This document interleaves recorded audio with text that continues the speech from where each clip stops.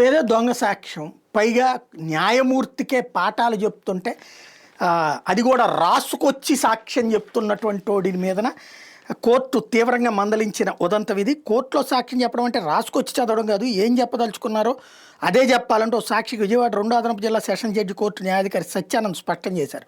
విజయవాడలో అభయ గోల్డ్ సంస్థ మోసమే సిఐడి నమోదు చేసిన కేసు ట్రయల్ శుక్రవారం ప్రారంభమైంది. మల్టీ మార్కెటింగ్ స్కీమ్లో భాగంగా ప్రజల నుంచి వసూలు చేసిన మొత్తానికి వస్తువులు కానీ ఫ్లాట్ కానీ ఇస్తామని ప్రకటించిన ఈ సంస్థ తర్వాత బోర్డు తిప్పేసింది. దీని మీద సిఐడి 2013లో కేసు నమోదు చేసింది. మొత్తం 23 మంది నిందితులుగా చేర్చి ఛార్జ్షీట్ దాఖలు చేసింది. దీని మీద ట్రయల్ ప్రారంభం కావడంతో మొదటి సాక్షి మొత్తయ్యని కోర్టుకు పిలిపించారు. అభయ గోల్డ్ సంస్థకు ఎంత డబ్బు చెల్లించారో న్యాయాధికారి ప్రశ్నించడం తనకు సరిగ్గా గుర్తులేదని కాగితం చూసి చెప్తానని ఆయన తెలిపారు. దీనిలో న్యాయాధికారి అభ్యంతరం వ్యక్తం చేశారు. రాసుకొచ్చిన కాగితాలు చూసి సాక్ష్యం చెప్పడం కుదరదని స్పష్టం చేశారు. ఎంతో దూరం ప్రయాణం చేసి అలసిపోయి ఉన్నానని, మర్చిపోయిన విషయాలను చూసి చెప్తున్నానని మొత్తం వాదించారు.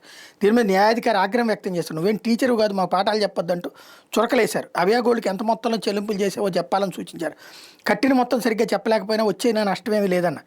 అనంతరం కాగితం చదువుకుని వచ్చి సాక్ష్యం చెప్పడానికి మొత్తం కొంత టైం ఇచ్చారు.